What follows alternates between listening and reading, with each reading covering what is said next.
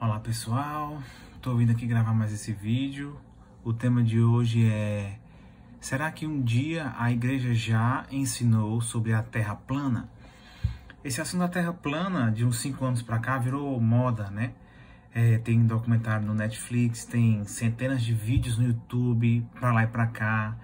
E já ficou na boca do povo, né? Até já entrou um jargão, chamar os outros de terraplanista, né? Num contexto de querer desqualificar a pessoa como negacionista, como obscurantista, né? Tanto eu vejo no Brasil quanto fora do Brasil. Mas voltando para cá, para o tema do nosso vídeo, e a igreja? A igreja já ensinou sobre a Terra plana?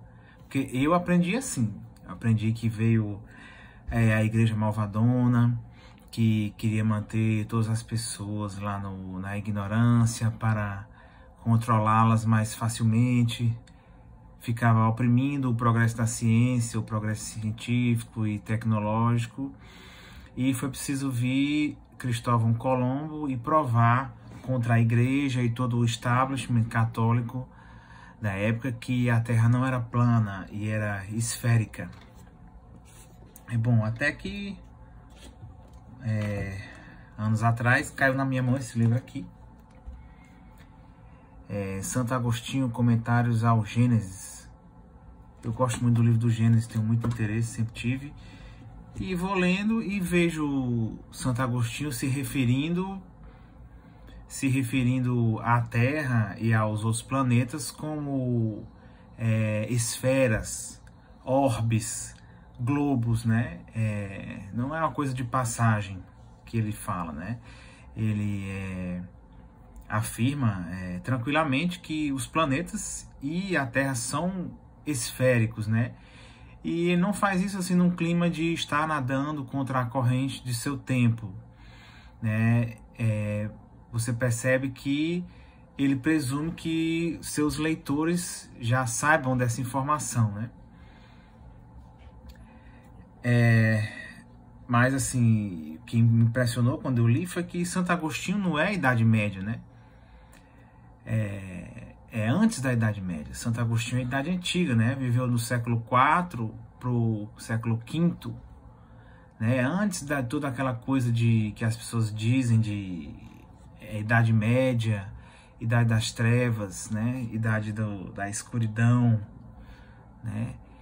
E até também depois veio na minha mão também Suma Teológica de São Tomás de Aquino, e que logo na primeira questão, né, ele fala: tanto o astrônomo quanto o físico chegam à mesma conclusão: a Terra é redonda. Mas o primeiro se utiliza de um raciocínio matemático e etc, etc, etc. Ou seja, então a gente tem aqui dois dos maiores doutores de toda a história da igreja, né, falando não assim num clima beligerante, mas num clima assim de estar chovendo no molhado, né, de estar falando uma obviedade, falando que a Terra é redonda. E todos dois viveram antes de Cristóvão Colombo, né, bem antes, um no século V e outro no século XIII, né. E então eu ficava me perguntando: puxa vida, então de onde foi que isso daí começou? Quem foi que começou a dizer que Cristóvão Colombo teria provado que a Terra não é redonda, contra o establishment da Igreja Católica e da monarquia espanhola e tal, quando eu não vejo a Igreja Católica defender que a Terra é plana?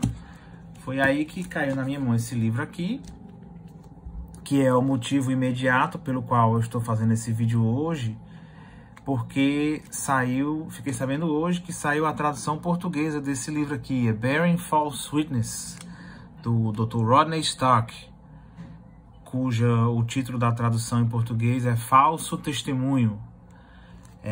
Fica desbancando séculos de história anticatólica. Eu não sei qual é a sua familiaridade com esse assunto do anticatolicismo, mas é um assunto, né, assim, de séculos, que tem séculos e que tem sido empurrado através desse tempo por uma bibliografia imensa, né? E que de 50 a 60 anos para cá tem aparecido obras que visam, vamos dizer assim, refutar, enfrentar esses mitos anticatólicos, né? Que é uma coisa que o Dr. Rodney Stark faz nesse livro.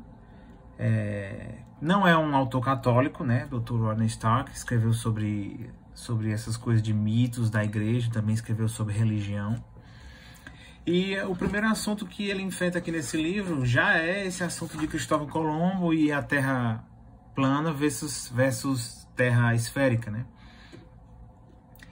E ele nos conta aqui, segundo ele, a origem desse mito, né?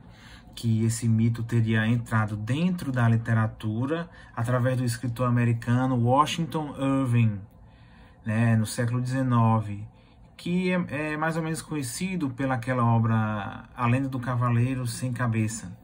Parece que os livros dele tinham meio que um clima assim, Código da Vinci, né?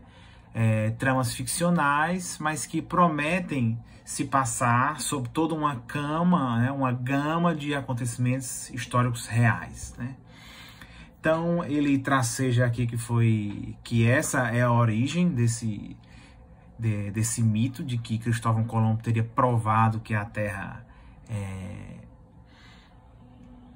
é esférica, quando, na verdade, o que teria acontecido realmente é que ele teria tido um embate com a igreja e o estabelecimento católico da época sobre o tamanho da circunferência do planeta Terra, e não sobre a forma, né, se era chata ou esférico, né? O clero católico e o establishment da monarquia, né, defendiam um comprimento da circunferência da Terra que é mais ou menos condizente com o que nós já conhecemos através dos cálculos modernos de hoje, né? Circunferência essa com a qual Cristóvão Colombo teimava, né? Cristóvão Colombo cria que a Terra tinha um comprimento de circunferência muito menor e que seria facilmente possível ele navegar rumo ao hemisfério ocidental e rapidamente chegar no Oriente, dando a volta ao mundo, né? Então a querela que ele tinha com o clero e o establishment da época era que ele não fizesse isso, não saísse navegando sem os devidos provimentos, porque senão ia morrer de fome, né? E da pesquisa aqui que ele faz, né, diz que até 2009, onde pesquisou essa informação de que Cristóvão Colombo teria provado que a Terra é esférica, ainda consta dos livros didáticos da Alemanha e da Áustria, né? E eu suspeito também pessoalmente de que outros países ainda têm essa informação, né? Então é isso, eu fiz esse vídeo aqui mais pelo gancho dessa tradução que saiu desse livro. Eu nem sei dizer se eu tenho mais alguma coisa de documentos de literatura católica sobre esse assunto, porque o que eu queria mesmo era deixar a dica desse livro aqui. Não é um livro assim muito grosso, mas ele é muito denso, né? E ele cobre, assim, vamos dizer assim, aqueles mitos anticatólicos mais populares, né? A igreja sempre foi antissemita, a igreja matou isso, matou aquilo, fez isso, fez aquilo na Inquisição, nas Cruzadas. A igreja sempre foi pró-escravidão, né? E rapidamente esse negócio da Terra esférica, também rapidamente aquela história de que Papa Pio XII teria sido um papa amicíssimo de Hitler, né? É um livro muito bom e é uma fonte ótima para que você possa pescar bibliografia para você se aprofundar num tema desse que você tenha mais afinidade com. Então é isso, pessoal. O vídeo de hoje fica aqui. Eu peço que, se gostaram do vídeo, vocês se inscrevam no canal, porque vai ter ainda mais vídeos sobre esse assunto do anticatolicismo e outros também.